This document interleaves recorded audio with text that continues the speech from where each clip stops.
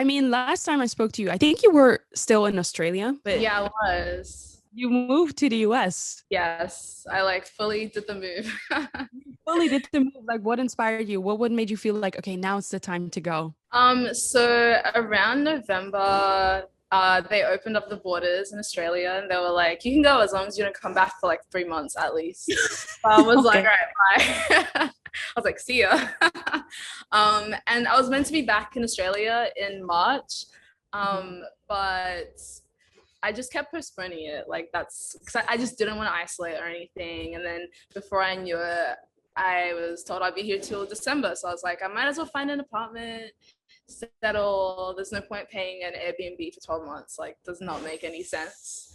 Oh, wow. But yeah, now it's just like, wait, I have an actual apartment and I'm decorating it, and it's like it feels like me. It feels really good.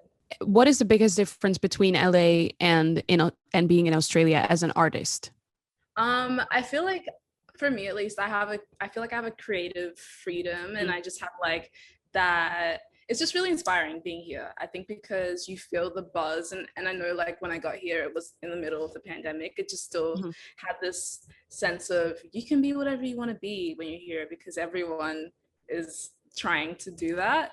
And that's why I enjoy being here. In Australia, you kind of have that in certain places, but it's more of like a place where you settle. And for me at least, it just seems like there's a ceiling there, and when you Mhm. get to that point, everyone does leave anyway, or like they leave and then they decide, oh, being overseas is intense, so I'm going to come back. But Right. it always feels like LA is the next move to like discover yourself and like try and step it up to the next level. Was last year was Weird Volume 3? Were you already finished when you made the move? Was it already finished?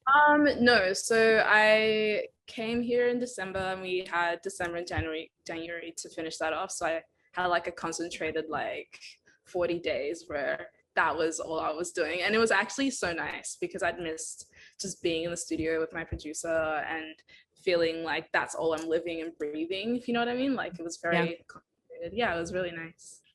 I feel like every volume has like its own face or maybe even its own story. How would you describe every volume? So one, two, and three. If you look at the covers, it's like the first one is me in a garden sitting with like some sculptures and stuff, and that felt like the beginning. It's very like self-discovery, just like reimagining, recreating, and just setting the mood. And a lot of the topics in there are very existential, like where am I, who are these people, and like what do I hope to have. It's very like there's moments of manifestation and Mm. like Hmm. just observing my surroundings and where I'd like to go. Um, Last Year's Weird 2 is about accepting, growing, and almost like stepping into that power. And I think you Yeah. can also hear it in the sounds because they're much more bolder and it's much more fearless. And when it's at its softest, it's still like very assured, and it's Hmm. less like, where am I? It's more like, what's it like outside? I want to go see what it's like. Do you know what I mean? So yeah, it's like I'm more curious in the second one. And the third one is about owning that power, but also kind of saying goodbye. So I feel like, in the cover, it's me with a bow and arrow on top of a Mad Max car in a garden. So it's almost like I've gone back to where I've started, but I feel like more together than ever. I'm almost like okay with being open and vulnerable. And then when I'm like loud and just unapologetic, it's also just like bye. Yeah. Yes. Yeah, so the last one's more of a it's more of a conclusion, and I just wanted it to make it feel like the end of the story. Like I feel like we could have gone and tried to make like all the songs just like big and bold, but I wanted to make it a story because that was like the whole point of the Hmm. trilogy. It's be like the growth and evolution, and it just felt like it needed an ending. Was you moving to the US then maybe like the cherry on top of that cake of like saying goodbye to the old you and taking some new steps? I think so. It's been so interesting to watch each project grow and then look back because I had this like basically like a 5-year plan. And I think all the songs when I write them, like I'm going through that experience in the moment, and then when they come out, I'm also re-experiencing those emotions again. So for example, when Shook and stuff came out, Mm-hmm. it felt like I was like growing and stepping to that power and like becoming this new bold person.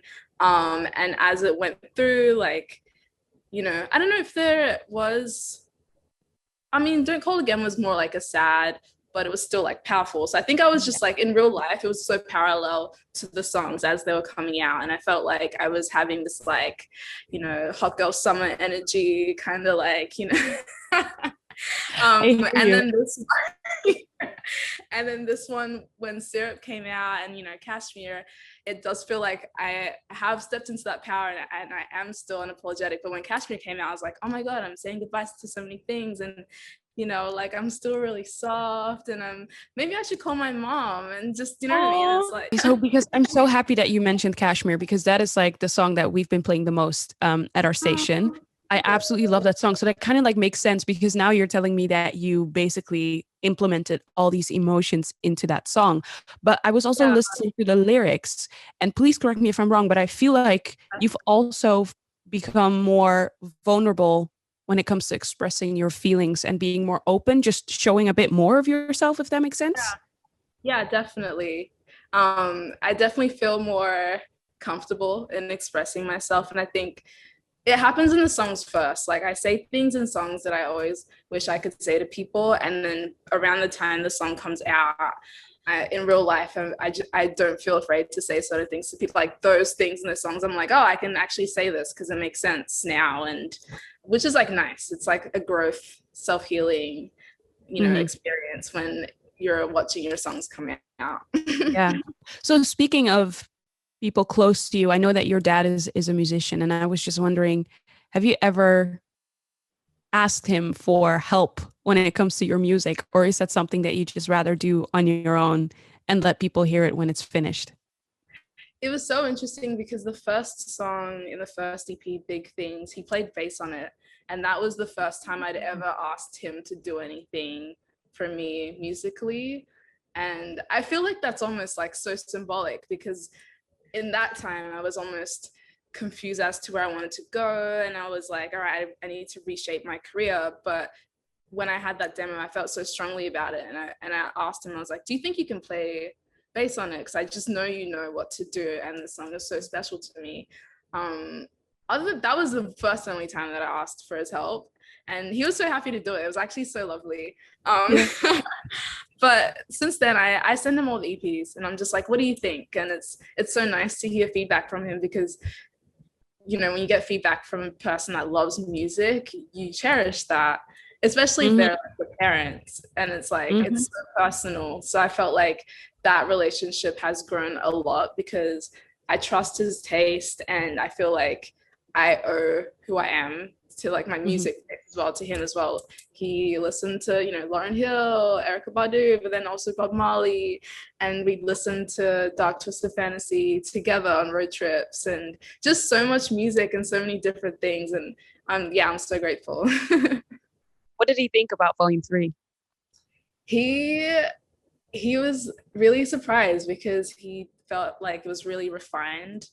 And he even said, I like hear a dark twisted fantasy in certain songs, and Oh, it's like wow. that level. Yeah, he was like, it sounds like that level to me, and it's so like bold. Like he said, in the loudest parts, it's so bold and fearless, and it's also like just stuff he hasn't heard before, which is like amazing. And he just said, keep doing what you're doing and keep trying to like be innovative because you can like see things that no one can see, and it comes to life when you really want it to. And I was like, thank you. I right. That is like the best compliment that you can Yeah, get because yeah, I was reading your interview that you've done with NME, and you said something which I thought was beautiful. You said, "I always want to be better than me," and I thought right. yeah, that you're your own competition. Yeah. Um, which song surpassed yourself on Volume 3? Oh my gosh. I feel like Kashmir was definitely one of them. Like I wouldn't have expected to have a song like that 5 years ago. There's another song, High Beams. Mm. that like if I had heard someone else do that, I'd be like, what the hell? Like, how did you even construct this song? That is the um, coolest feeling yeah. ever. Yeah, it's just like everything you'd want, well, I would want to hear from someone, or like from Kanye or like a Vince Staples or something. Like that's something I would want to hear. So I'm really proud of that. Honestly, Syrup, Kim, I think Hmm. all the songs, they all surprised me. And there's another one called So Cold, and honestly, the whole EP. That is good. The That whole is EP. very, very good. Yeah, I'm That's very proud. good. And you already mentioned it. I mean, it's basically like almost a theme of volume three, empowering yourself. It's very important to you. What is the last time that you felt very empowered? On the weekend as well, we shot the lot, like maybe the last music video for the EP, and it was like a bittersweet moment where I was like, oh my god, this, just the set design and everything, seeing it come to life, and having the feature artist just say like, I remember you showing me all the photos you were, you know, thinking would be good inspiration, and this really is what you were saying. And I was like, whoa, I can actually do this. So yeah, I just feel Mhm. good. I always feel good when I'm like, my creative vision is aligning in person. That's the time when I feel the most empowered. Which artist empowers you whenever you listen to them? Like some people, you can just put their song on and you just feel like you can I do feel like anything. yes. This morning, honestly, I was listening to Doja Cat. Her album is so good. So good. And also Tyler the Creator. Mm-hmm. That's what I've been listening to on repeat this weekend. And you feel that, you know, you feel alive, and I think they see the world in the same way that I do. So that's been like bringing my spirits up a lot. Mm-hmm. Here's another person. Vince Staples for sure, I Kanye. mean, Like, he's also coming with a new record. I think I July know, I'm so 9th. excited. I'm so Same, excited. isn't the Same same day. day? Yeah, the same day. Yes. Yeah, same day. It's gonna be a good day. It's gonna be a Yeah, good day. this music. Who else? Kendrick. Oh yeah. Um, yeah, I think those are my top. Like every time I listen, Rihanna as well, Mhm. definitely. They just capture Yeah. this energy where it's just like, I needed that. Right. But also Yeah. you're also naming artists right now who have like the whole package whenever they release something. You know, it's like the videos, Yeah. it's like it's like everything. And you do the same thing. I mean, Yeah. exactly. Yeah, I That's the love that. thing. Like you feel immersed in their whole vision when you hear it, and you're like, I feel it, I see it. Hmm. Um, and you know how much it takes so much work to do stuff like that. And I feel like when I look at that, I'm like, whoa, it's possible. Like, you know, they all started it from somewhere at one point, and to see their evolution, and you know, every time they release new music, you're like, whoa, you really did that, and that's so inspiring. Your lyrics are still so humble as well, you know. Right. Is that Yeah, something that you look at whenever you, definitely, yeah. because you can feel the like, you know, the hope, but also the hurt, and it's so real. I realized on the weekend that my favorite artists, they talk about what they have gone through, but there's always a sense of hope in the music. Hmm. I think Hmm. that's why a lot of like the biggest artists transcend. It's because they're selling hope. Yeah. And Yeah, that's it's what you're like, trying to do with your music as well. exactly. Yeah. Yeah, it's always like, I'm sad, but, or like, I went through this, but it'll get better. You know, there's a song where Tyler's like, I'm doing this because I love it, but I'm scared to be broke. But do you know what I mean? It's like, And it's but honest. it's so honest. But Yeah. there's that sense of like, I can do whatever I want to do if I really want it. Um, yeah, Yeah. I relate. Sell hope. Everyone should live that way, as if they Yeah. that something else is coming. That's so lovely. Okay, so I have one last question for you. How do you feel about the end of the trilogy? Hopeful. Hey.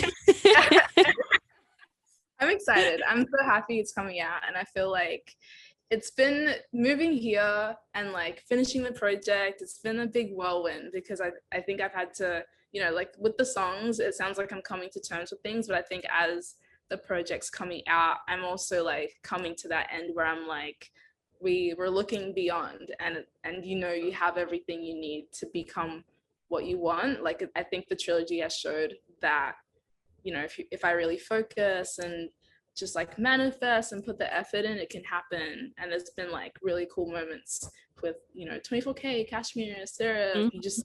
You can see the potential. So it's like it's there. Just like keep shooting, keep going.